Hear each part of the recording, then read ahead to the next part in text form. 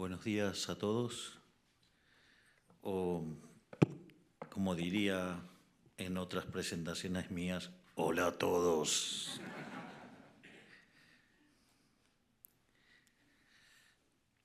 Básicamente, en primer lugar, quiero dar las gracias por invitarme a disertar sobre las características de lo que es el modelo argentino. Y básicamente la presentación tiene 4 partes. Hay una primera parte que tiene que ver con lo que nosotros llamamos la base moral del modelo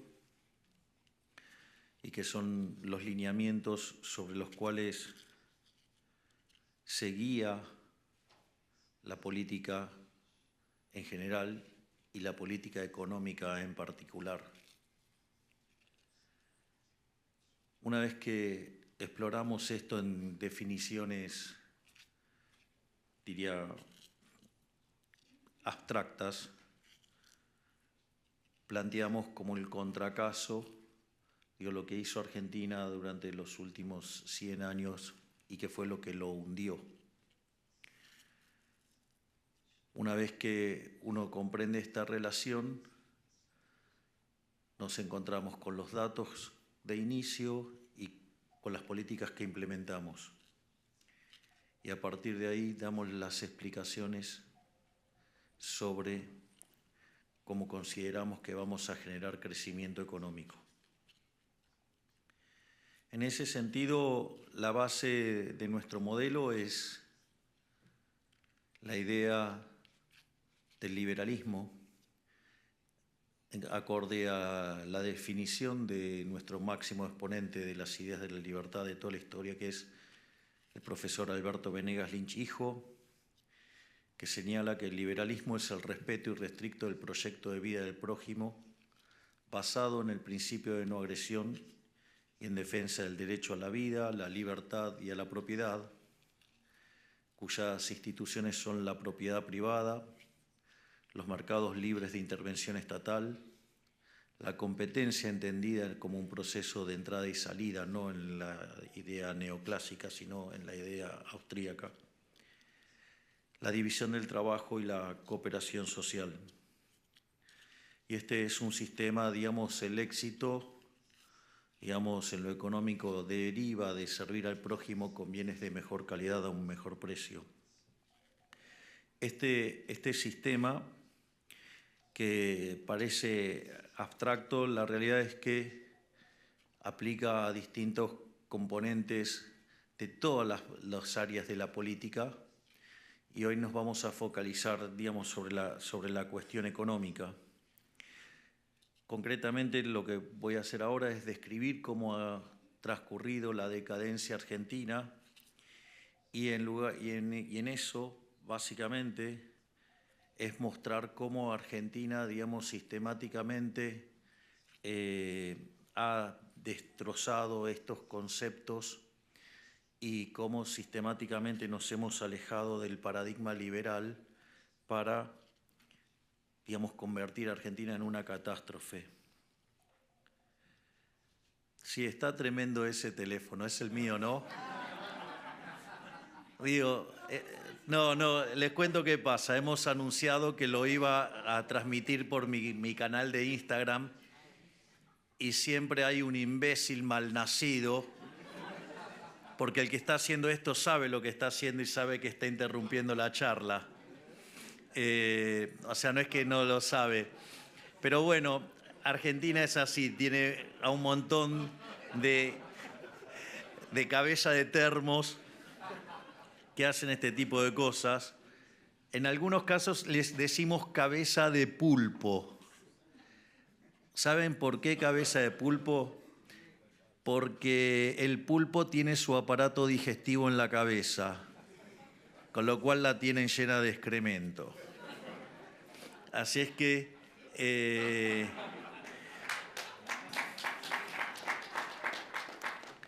dicho esto, a esos simpáticos que están tratando de interferir y molestar en la conferencia,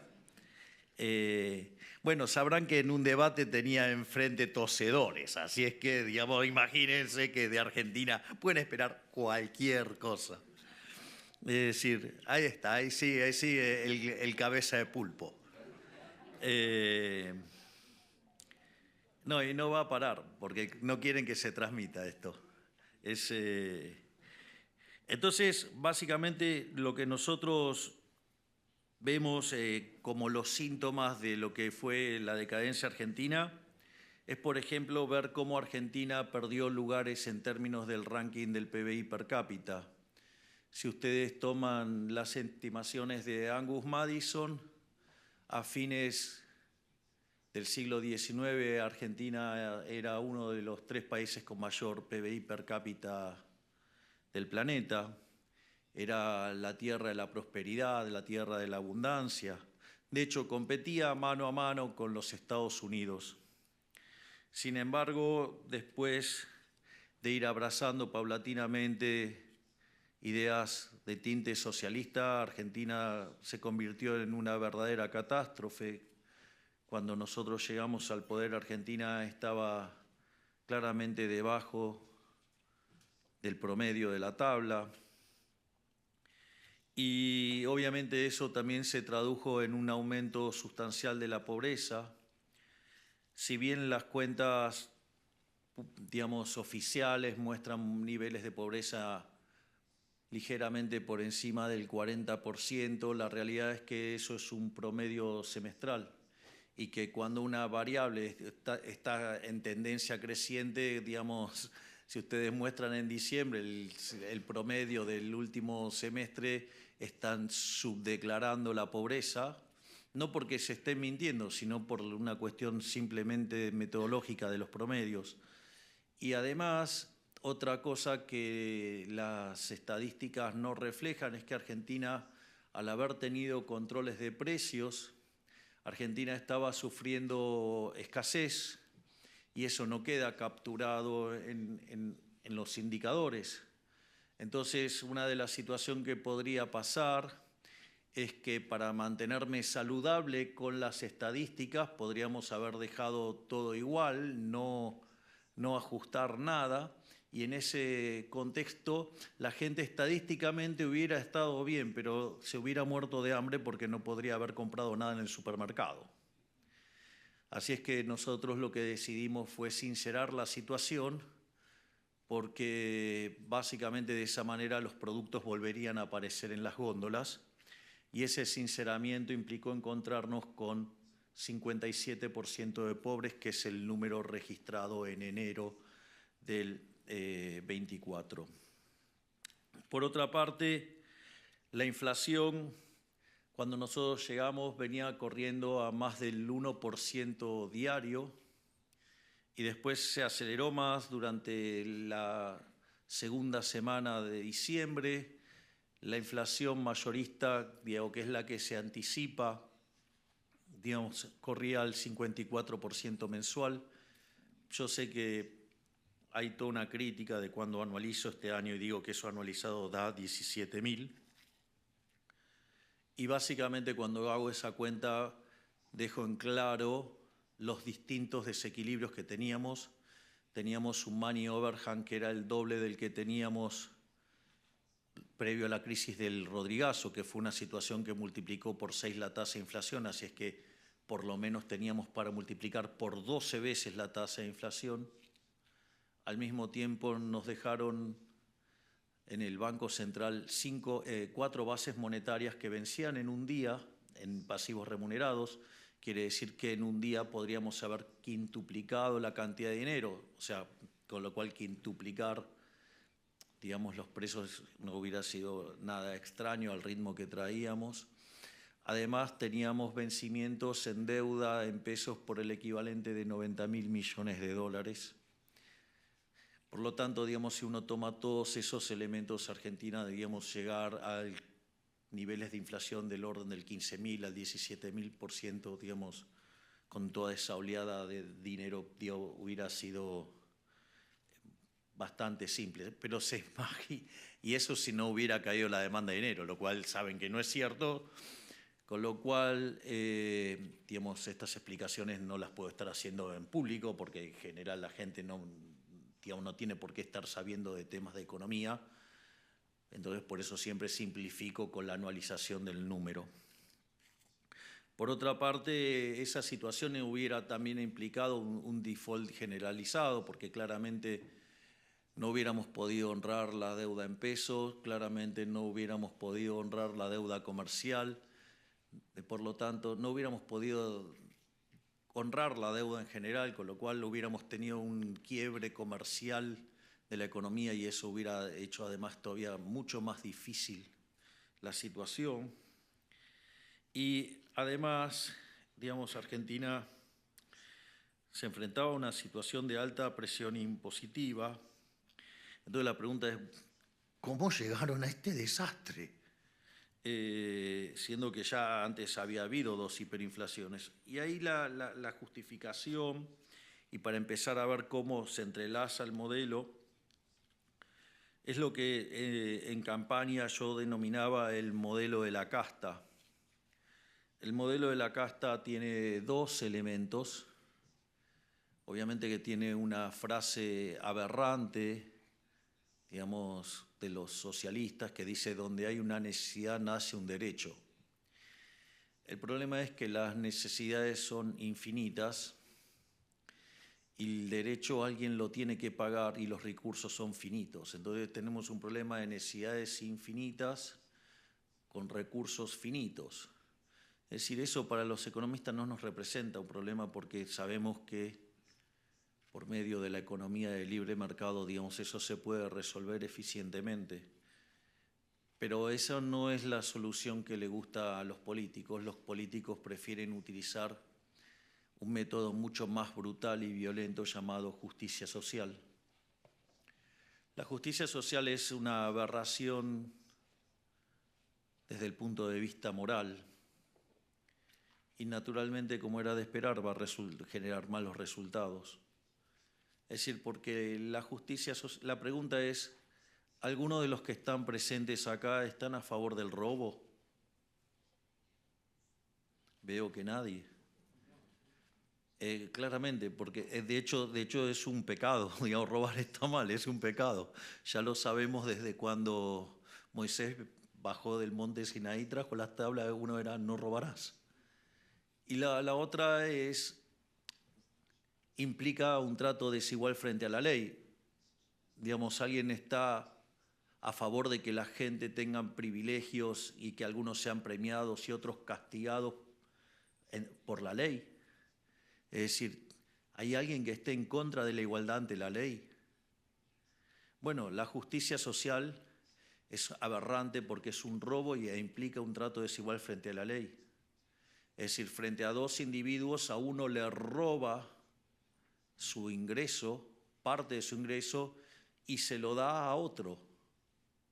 Por lo tanto, digamos, está el robo y está el trato desigual frente a la ley. Y eso además genera un grave problema de incentivos, porque si el que genera la riqueza está siendo castigado y el que, digamos, básicamente patalea y clama porque esto es injusto, le dan dinero, entonces el incentivo es a patalear y gritar y quejarse y no trabajar. Con lo cual, digamos, genera un sistema de incentivos incompatibles con el progreso. A su vez, también tiene consecuencias en la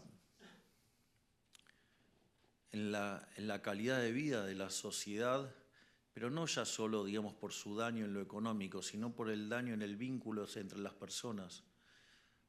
Promover y potenciar una sociedad de envidiosos hace que el clima dentro de la sociedad sea extremadamente hostil. La sociedad vive enfrentada por una supuesta lucha de clases y en ese sentido la calidad del vínculo es muy mala y hay mucha desconfianza y la sociedad queda hiperpolarizada y lo que reina es el odio. Porque claro, hay uno que produce la riqueza y se la roban y hay otro que dice que tiene derecho a apropiarse la riqueza del otro. Entonces es como si se viviera en una guerra permanente y todo, digamos, por adherir a mala teoría económica. Es decir, como decía Hayek, si los socialistas entendieran de economía no serían socialistas. Es más, yo les diría que la verdad es que Marx fue desmentido brutalmente, les diría, ya por Eugene von Bauer, en un libro que se llama La conclusión del sistema marxiano, donde probó todas las inconsistencias del sistema. Marx ya se había dado cuenta cuando Menger presentó los principios de economía política. Y no solo eso, sino que además, después eso fue vapuleado por Mises en el libro Socialismo, explicando que el socialismo no podía funcionar por el problema del cálculo económico. Hayek demostró, digamos, en Camino de Servidumbre, digamos, cómo las intervenciones derivaban en ese sistema siniestro.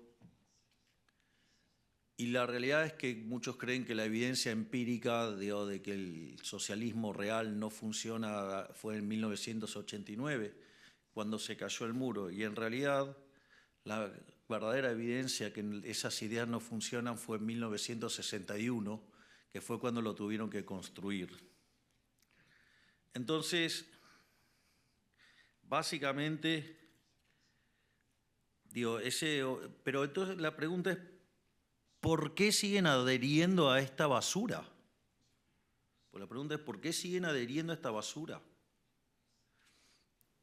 Si fueron derrotados en la teoría del valor, fueron derrotados en el diseño de la estructura de la teoría, fueron destruidos en dinámica, en problemas del cálculo económico y fueron destruidos por la evidencia empírica, ¿por qué lo siguen sosteniendo?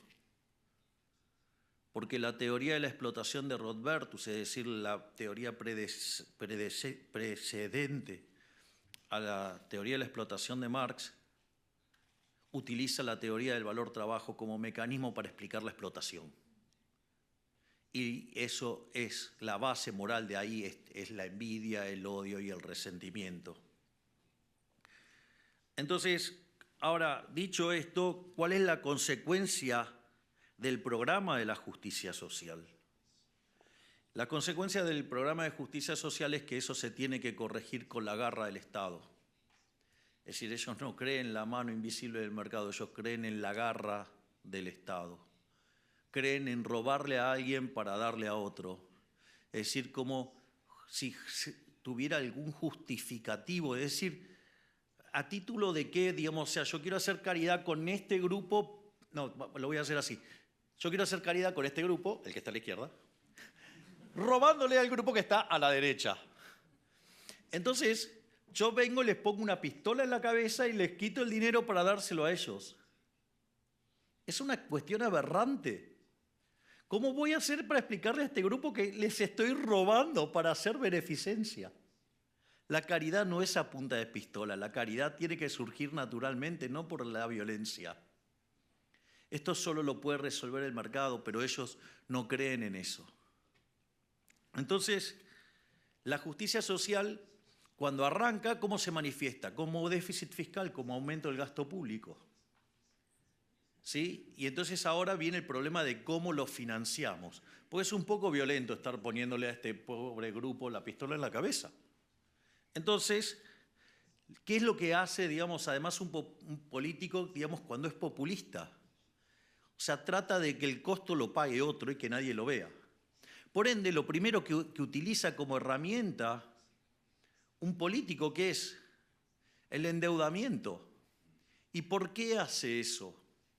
Porque el endeudamiento son impuestos futuros. Entonces, la fiesta de hoy, que va a disfrutar este grupo, que además no tengan dudas que todos van a votar al político que haga eso, que además son más que el grupo que está acá, significa que es profundamente inmoral porque le están pasando la cuenta de la fiesta de hoy a las generaciones futuras. Es decir, hay gente que todavía no nació y tiene que pagar esta fiesta. Es decir, tomar deuda es absolutamente inmoral. Por eso es innegociable en nuestra política económica el déficit cero. el déficit cero no se toma, digamos, así porque sí, es una definición moral. Es más allá de la macroeconomía, es una cuestión moral. No se le puede estar cargando el costo de la fiesta actual a las generaciones futuras. Y de hecho, todos saben, nosotros estamos trabajando en un programa, digo, para conseguir nuevo financiamiento, pero ese financiamiento es para repagar la deuda que tiene el Tesoro con su máximo acreedor, que es el Banco Central. De modo tal que los acreedores del Banco Central, los tenedores de pesos, salgan de la estafa de los distintos gobiernos que iban y se robaban las reservas del Banco Central, vulnerando la calidad de los activos que respaldaban ese pasivo llamado pesos. Esto no es menor, porque cuanto más insolvente el Banco Central, se requiere de un mayor nivel de precios para que licúe ese pasivo monetario. Por lo tanto, a más quebrado el Banco Central, el nivel de precios de largo plazo es más alto. Por lo tanto, si tomo el nivel de precios de hoy y lo tomo contra ese nivel de precios, esa línea, esa pendiente de esa línea es la tasa de inflación implícita. Por lo tanto, en la medida que nosotros vamos saneando el patrimonio del Banco Central, ¿sí?, cosa que venimos haciendo sistemáticamente, lo que va a asegurar es que la recomposición patrimonial, el nivel de precios de largo plazo es más bajo y por lo tanto la tasa de inflación implícita es mucho menor. Y es una forma de terminar para siempre con el problema de la inflación. La otra forma de hacerlo es emitiendo dinero.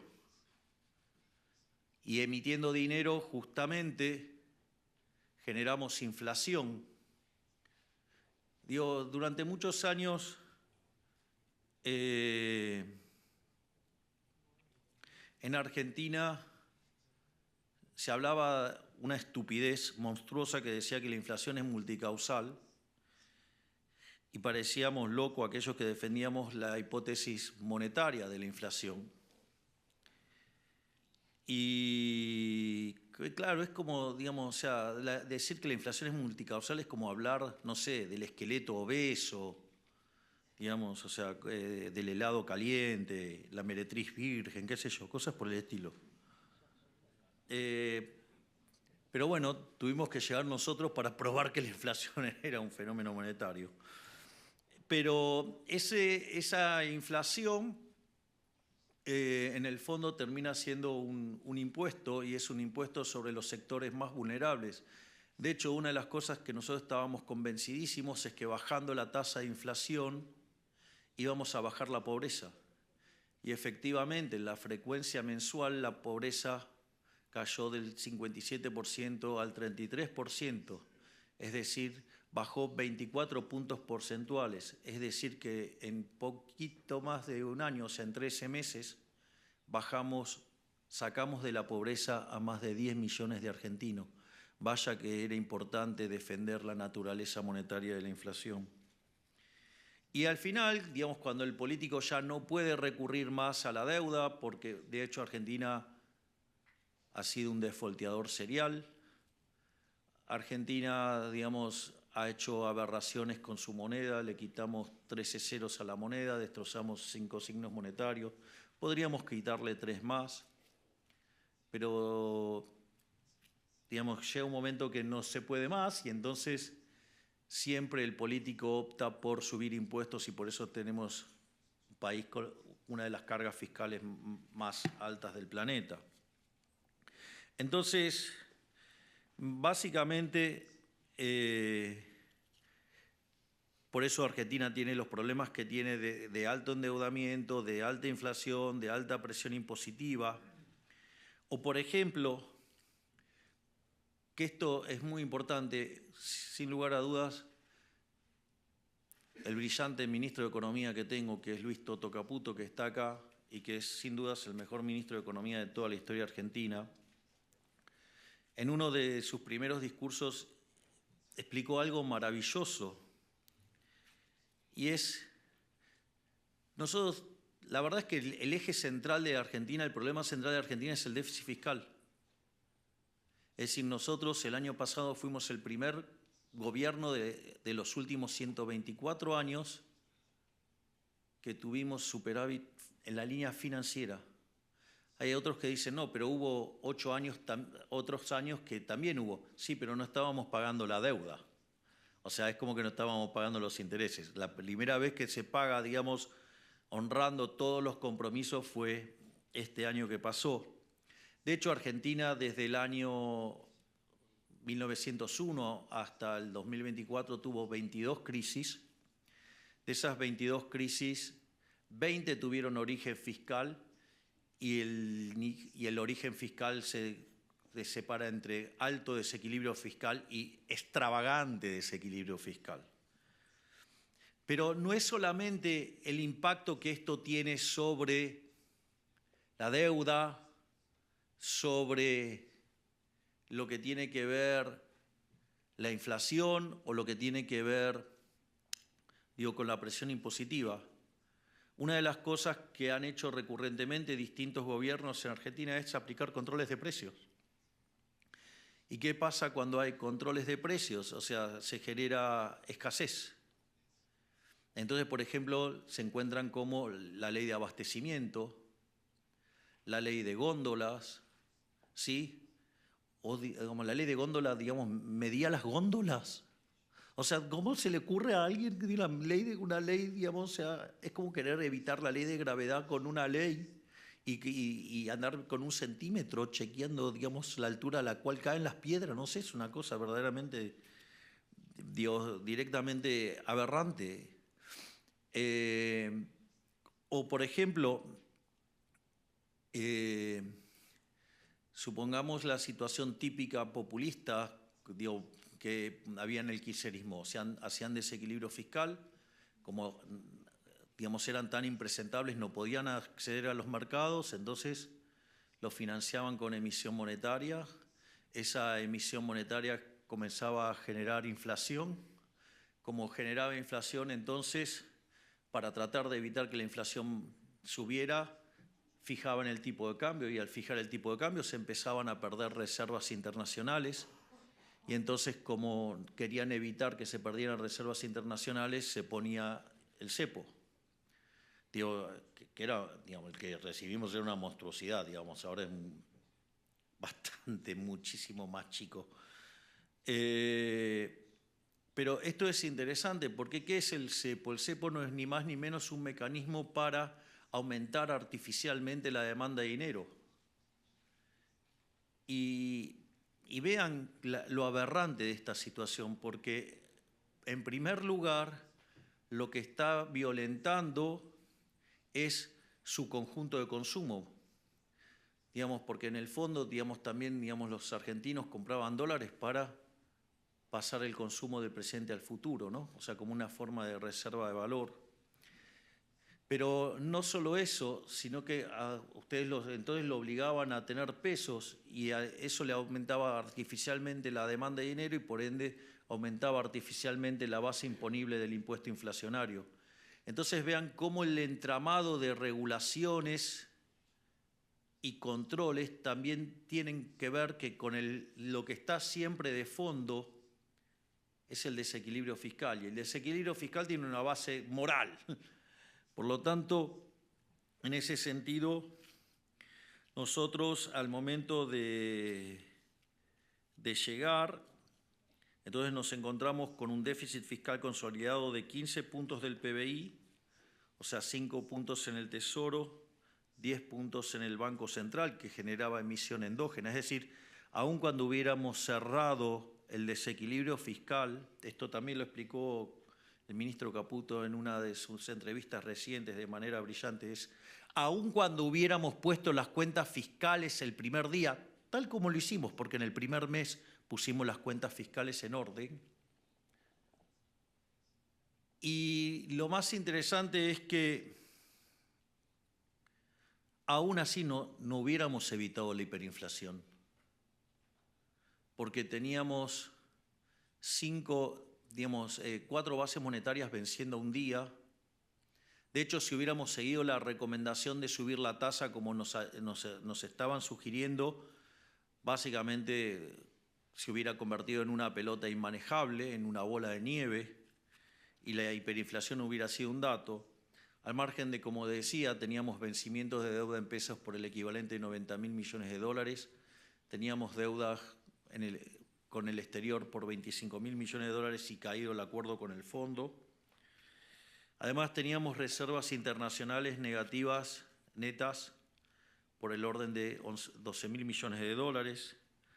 Además, el gobierno anterior, no solo que durante los 4 años emitió 28 puntos del PBI de dinero y 13 lo hizo durante el año electoral, sino que además creó un mecanismo monstruoso llamado CIRA, que era para tener permisos de importación.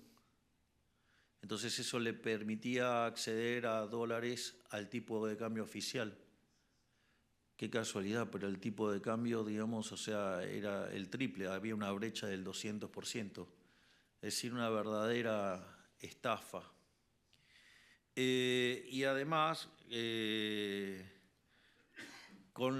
además teníamos deudas pendientes de dividendos por 10.000 millones de dólares y ya les había contado cómo venía viajando la inflación.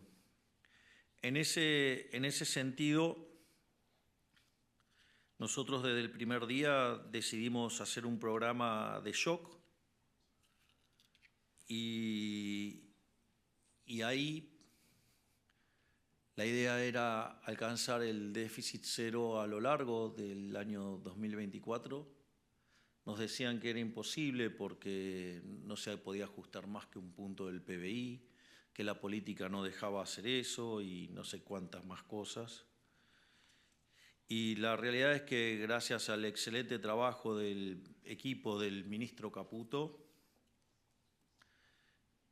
en el primer mes de gestión alcanzamos el equilibrio financiero.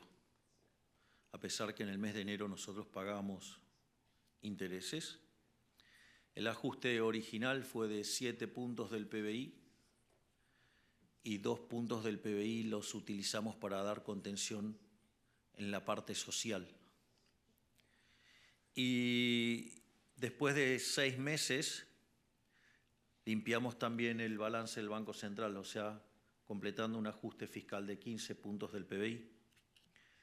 Aquí también fue muy importante la enorme tarea del presidente del Banco Central, Santiago Bausili, y el secretario de Financiamiento, Pablo Quirno, que conforme íbamos sosteniendo el equilibrio fiscal con el correr de los meses, nos permitió ir recuperando los mercados de deuda y nos permitió ir sacando esa deuda que estaba dentro del Banco Central y llevarla para el Tesoro, porque en realidad esa deuda siempre había sido del Tesoro y que básicamente lo que hacía el gobierno anterior utilizaba artilugios para colocarle bonos al Banco Central y entonces el Banco Central emitía y después los esterilizaba por otro lado y entonces aparecían esos pasivos remunerados enormes que generaban un déficit cuasi fiscal de 10 puntos del PBI.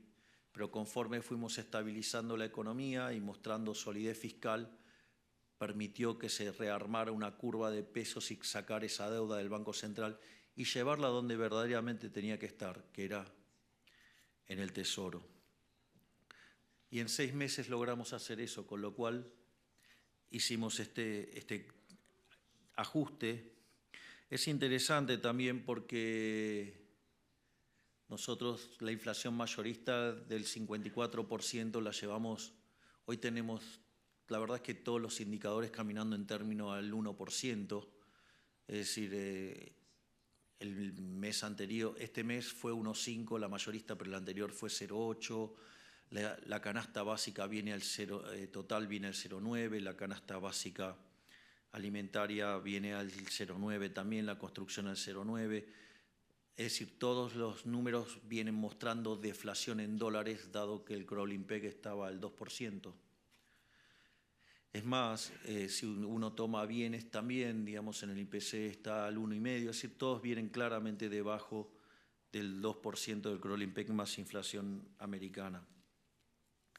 Por lo tanto, y una de las cosas que nos dijeron es que cuando bajáramos la inflación de esta manera se iba a destrozar el nivel de actividad económica y que eso iba a hacer explotar digamos, el nivel de actividad haciéndolo derrumbar y que iban a explotar la cantidad de pobres e indigentes. La realidad es que cuando uno mira otras experiencias históricas, ajustes de la mitad del que hicimos nosotros han generado caídas del PBI del 15%. Nosotros en la frecuencia trimestral teníamos un PBI con un arrastre estadístico de 2,8 negativo y acorde a los últimos datos es probable que en la frecuencia trimestral termine con una caída menor al 2%. Eso quiere decir que hubo expansión durante el programa y efectivamente eso es real porque si tomo los datos del PBI en frecuencia mensual, que es el estimador mensual de la actividad económica, entre diciembre y diciembre el PBI argentino creció 4%. Es decir, hicimos el ajuste más grande de la historia, bajamos la inflación y además fue expansivo. Creo que los libros de economía sobre ajuste fiscal deben tener un lugar reservado para la tarea que ha hecho este hombre, Luis Toto Caputo.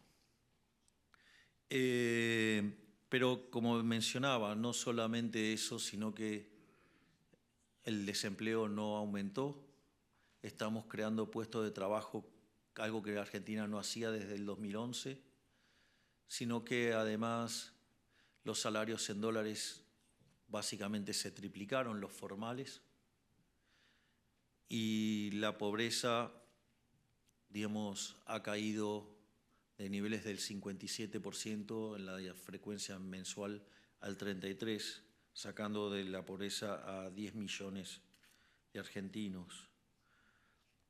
Además, sobre esto quiero hacer una nota al pie de página que me parece muy importante al estar en esta institución. Recurrentemente, durante mi camino hacia la banca de diputado nacional y mi camino hacia la presidencia, he citado hasta el cansancio un trabajo de esta institución sobre la ineficiencia del gasto público, que mostraba que la peor zona del mundo era América Latina y que el peor de todos era Sor Juana Inés de la Cruz, Argentina.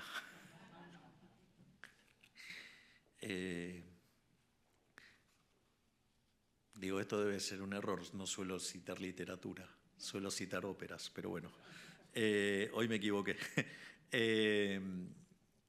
Pero en ese sentido, Argentina tenía ineficiencia técnica, digamos, por el equivalente a 7 puntos del PBI.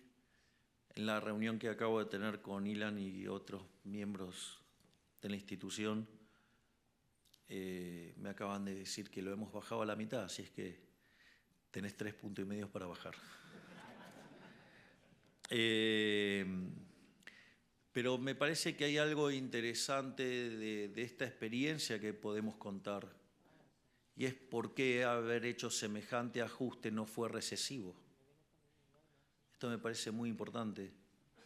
Y el ajuste no fue recesivo básicamente porque el ajuste cayó sobre el Estado. El ajuste cayó totalmente sobre el Estado. Y eso hace que, digamos, cuando ustedes tienen un parásito en el cuerpo, no matan el cuerpo, tienen que matar el parásito. Bueno, nosotros estamos dispuestos a combatir al parásito todo lo que sea posible. En ese sentido, digamos, nosotros no dejamos de creer que el Estado es una organización criminal que vive de una fuente coactiva de ingresos que son impuestos. O sea, nadie paga los impuestos voluntariamente. Por eso una de las cosas que nosotros sostenemos es que en la medida que probemos que el crecimiento es permanente, vamos a bajar impuestos. Y de hecho, nosotros acabamos de eliminar el impuesto país, que era un impuesto que recaudaba muchísimo. Hemos bajado las retenciones las hemos eliminado plenamente para las economías regionales, las hemos bajado transitoriamente para cultivos tradicionales y además hemos avanzado en eliminar muchísimos aranceles, impuestos, tasas, así es que, digamos, también estamos avanzando en ese sentido. Y entonces ahora, dicho todo esto, el punto es, bueno, ok, la estabilización está encaminada y ¿qué acerca del crecimiento? Es cierto que hay una parte, digamos, que es la recuperación cíclica. Hoy estamos frente a una recuperación cíclica donde básicamente se están recomponiendo los stocks y con la recomposición de los salarios reales y de las jubilaciones en términos reales, eso está impulsando la demanda.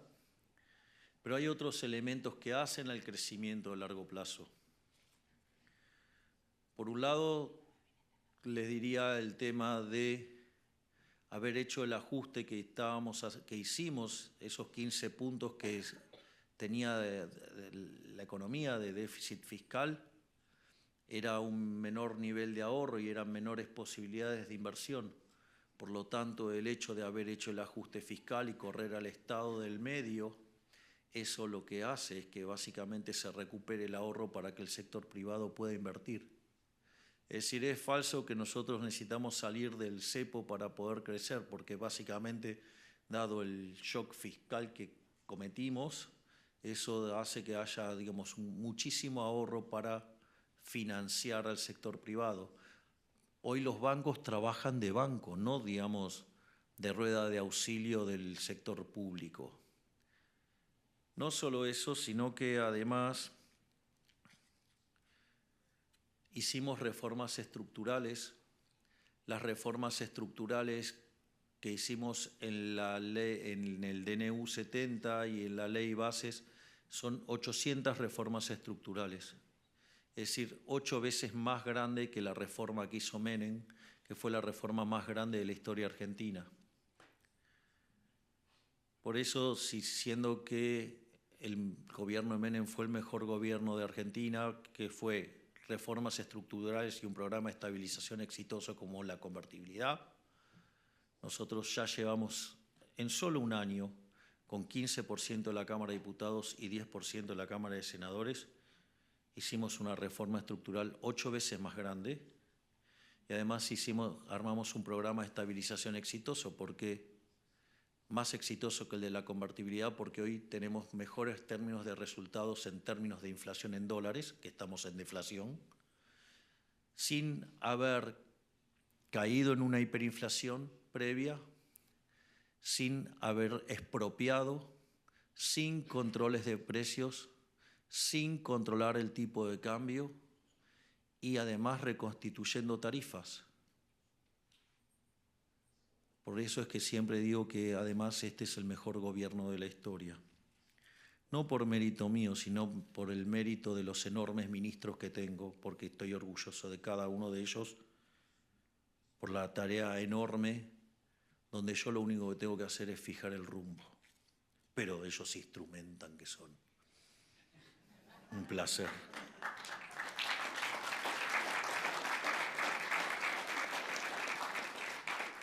Dicho esto, pero todo no quedó ahí.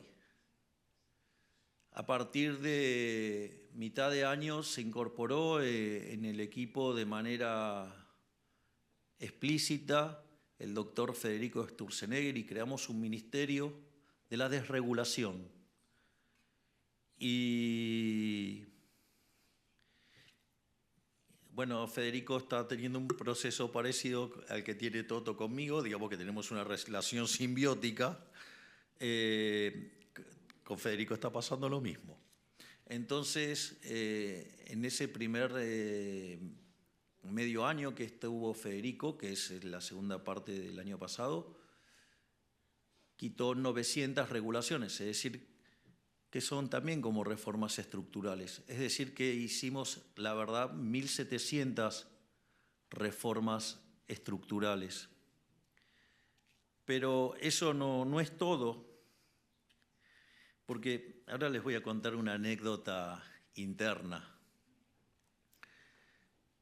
digamos, Federico está implementando lo que se llama el Plan Motosierra 2.0, que es empezar a ir a las cuestiones, ir a hacer ahora otra reforma del Estado. Recuerden que nosotros asumimos, había 18 ministerios que en realidad eran 24 y los llevamos a 9, ahora somos 8 y queremos achicar más secretarías y más dependencias.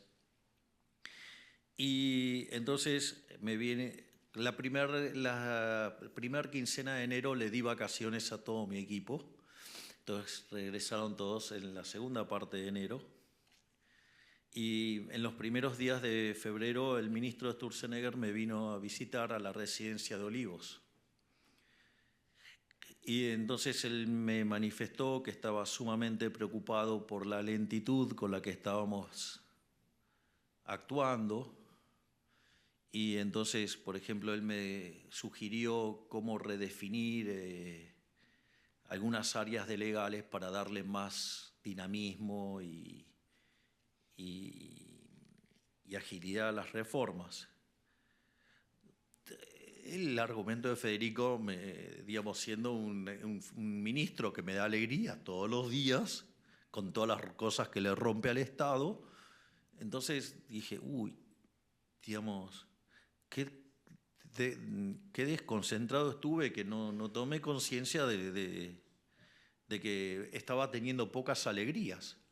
Entonces, ¿qué hice? Fui y hice la cuenta de cuántas desregulaciones hizo en 2 semanas.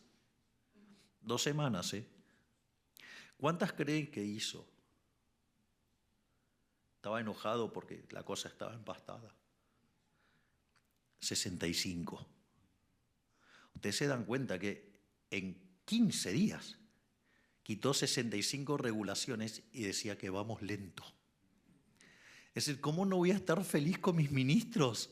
Son todos una máquina de ganar libertad económica todo el tiempo.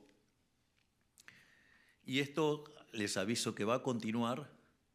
Hay algo muy lindo que es el decreto 125, que acaba de salir en unos días, donde se insta a los distintos ministerios a armar un digesto. Esto es una obra de arte. Ahora cuando lo vean van a ver el shock. Argentina tiene 42.000 leyes, ¿es así, Manuel? ¿O 47.000? 42.000 leyes, 70.000 decretos y 220.000 resoluciones circulares. Obviamente que resoluciones circulares la pueden eliminar un ministerio, el decreto lo tengo a tiro de decreto, y algunas leyes por la ley bases y por el DNU la puedo sacar yo por facultades especiales. Entonces nosotros ¿qué es lo que estamos proponiendo? Es que cada ministerio haga un digesto de lo que usa. Y adivinen qué vamos a hacer cuando tengamos el digesto, que tienen 30 días para hacerlo. Todo lo que no está en el digesto se elimina. ¿Por qué? Porque ustedes se van a encontrar que hay cosas que uno ni siquiera sabe que está, solo sabe que está el beneficiario. Por ejemplo, es muy interesante lo que nos pasó con la chatarra. No se podía exportar chatarras. Entonces estaba prohibido exportar chatarra, claro, entonces, pero la chatarra tiene un precio. Entonces esa chatarra quedaba en el mercado doméstico y el precio de la chatarra caía y estaba muy barata. Claro, eso beneficiaba a una empresa. Bueno, digamos, y perjudicaba a todo lo que tenía la chatarra. Digo, parece que eso no es algo en favor de la libertad. Entonces, ¿qué hicimos? Eliminamos esa regulación. Obviamente que ahora la chatarra tiene un precio de mercado, pero bueno, la empresa que se perjudicó es una empresa muy grande, es un grupo económico muy grande y sacó a su ejército de conochantas a pedir devaluación y tratar de desestabilizar el programa económico. O, por ejemplo, no sé, el problema de un exportador de sandía. Quería exportar sandías, watermelon, o sea, por si, digamos, o sea, Porque no sé cómo se le dice en otros lugares. Sí, ya sé, ya me extendí más, pido perdón. Pero me resulta divertido, me quedan 3, 4 cosas y ya termino. Pero quería dar ejemplos divertidos. Juro que este es el último ejemplo que doy y termino con lo que tengo que terminar. Entonces, este señor quería exportar sandías a Paraguay y tenía un acuerdo con el empresario de Paraguay para exportar las sandías. Pero sucede que las regulaciones argentinas le decían cómo tenía que exportar las sandías y el empresario paraguayo no le servía de esa manera, le servía de otra manera. Entonces, ¿qué tenía que hacer este hombre? Tenía que hacerlas como le autorizaba Argentina, las subía en el barco, adentro del barco le cambiaba todo el formato para que lo adaptara como lo necesitaba el empresario paraguayo y así llegaba. Una ineficiencia total.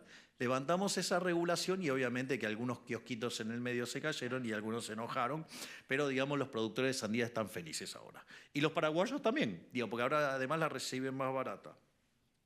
No solo eso, seguimos avanzando en lo que tiene que ver con la reducción de impuestos y hay después dos temas más que quiero señalar. Uno es el tema cómo nosotros hemos cambiado el paradigma de la asistencia social en Argentina. Nosotros no tenemos, no sé, el ministerio de, no sé cómo se llamaba antes, digamos, pero todos esos nombres, procurros, sí, por eso, bienestar social. Ay, se imaginarán cómo me suena, por eso no me salía el nombre. O sea, esas cosas están negadas en mi cerebro. No, nosotros decidimos crear el Ministerio de Capital Humano.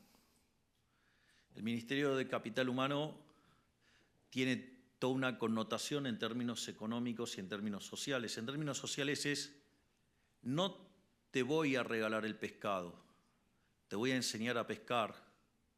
Y si tenés una empresa, digamos, que saca pescado, mejor todavía. Digamos, y básicamente lo que hace es dar asistencia y cuidar, digamos, de aquellos menos favorecidos en la familia, por eso hay un área de niñez y familia para dar contención cuando nacen, y eso se liga, digamos, a la salud, se liga con la educación y se liga con el trabajo, para que las personas recuperen la dignidad de poder ganarse el pan con el sudor de su propia frente y no robándoselos a los otros.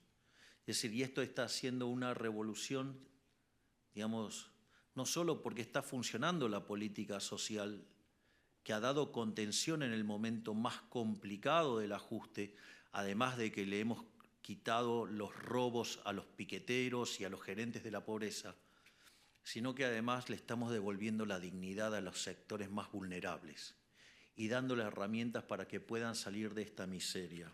Es decir, que es un ministerio que cuando sea plenamente exitoso y llega a su máximo punto, desaparece. Y el otro es el ministerio que lleva adelante el doctor Sturzenegger. Y básicamente el eje central es que si ustedes miran la historia de la humanidad, al menos desde el año 0 de la era cristiana, el PBI per cápita subió aproximadamente 50% entre el año 0 y el 1800, pero desde el 1800 en adelante, mientras que la población se multiplicó por 10, el PBI per cápita lo hizo por 15 veces, hasta el año 2023, que es el último dato que hay de las series de Angus Madison. Entonces, en ese sentido, la pregunta es que la contracara de eso son rendimientos crecientes. Ahora, si nosotros lo miramos en términos de análisis microeconómicos, eso significa que, si lo quiero poner estrictamente técnico, tengo un problema de estructuras no convexas, o si lo ponemos en términos más entendibles para los no microeconomistas o los que hacen equilibrio general, tengo un problema de mercados concentrados, o el caso más polar serían los monopolios. Y el problema radica en que cuando yo regulo los monopolios y los quiero hacer que se parezcan a empresas competitivas acorde al paradigma neoclásico, eso lo que termina haciendo es matar los rendimientos crecientes y consecuentemente al matar los rendimientos crecientes lo que hace es que la economía deje de crecer. Entonces, en la medida que se le pase la motosierra a las regulaciones, lo que estamos haciendo es no solo ganar libertad económica, sino que además estamos ganando crecimiento económico. Y todo esto derivado de que, desde mi punto de vista, el análisis neoclásico está mal. Para aquellos que quieran ver esto, les sugiero leer el artículo de Murray Newton Rothbard que se llama Monopolio y Competencia, un artículo que fue muy revelador para mí, porque cuando yo lo leí llevaba 25 años dando clases de microeconomía y equilibrio general y descubrí que los monopolios no son malos, salvo que sean armados por el Estado. Fue tan revelador ese artículo que no solo que me convertí en liberal libertario, sino que además me convertí en anarcocapitalista, cosa que filosóficamente lo sigo haciendo. Esto quiere decir, no voy a claudicar con llevar el Estado a la mínima expresión y devolverle la libertad a todos los argentinos de bien al máximo hasta el último día de mi gobierno. Muchísimas gracias y ¡viva la libertad, carajo!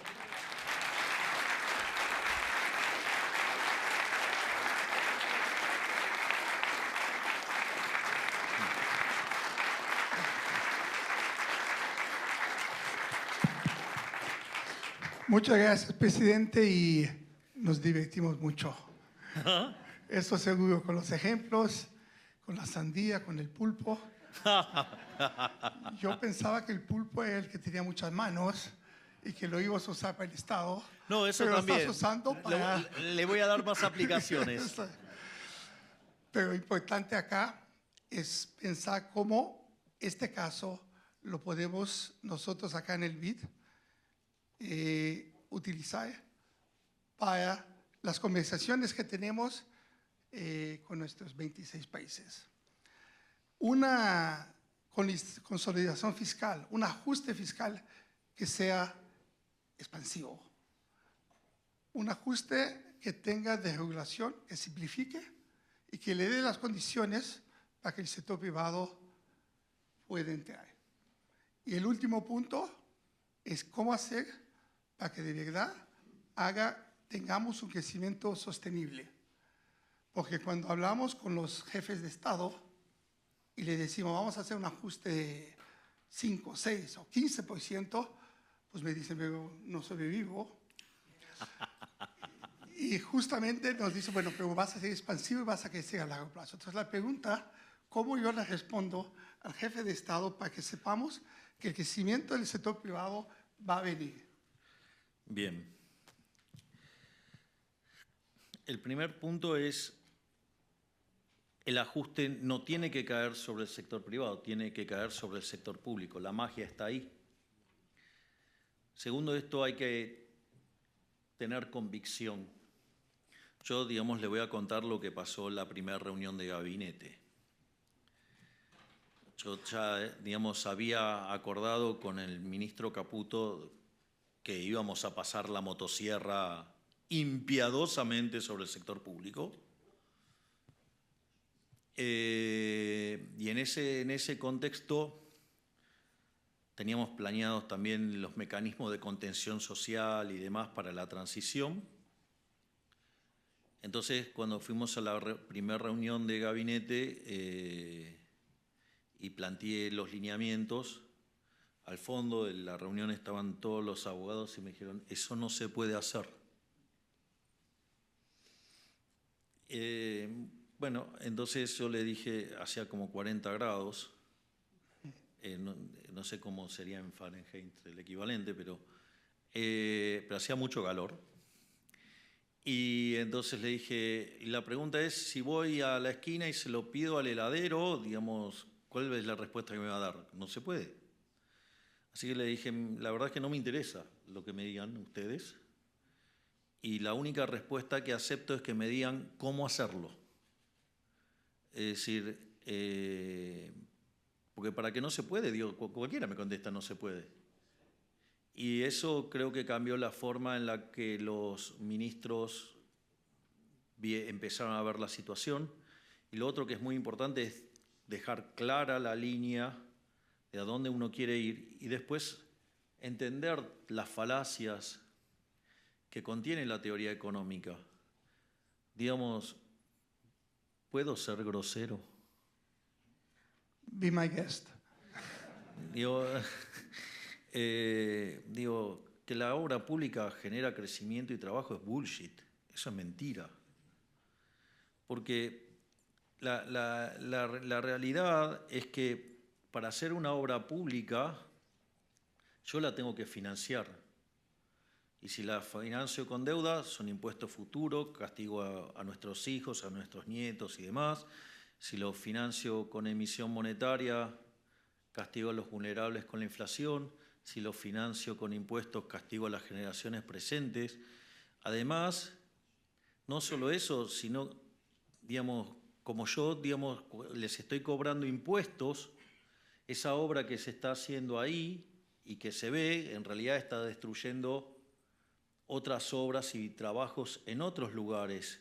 Pero además, la preferencia de la gente no era tener esa ruta, sino que quería tener las otras cosas que habían elegido. Entonces, los estoy robando, le estoy dando bienes que no quieren, por lo tanto tengo una pérdida de bienestar en términos de menor utilidad.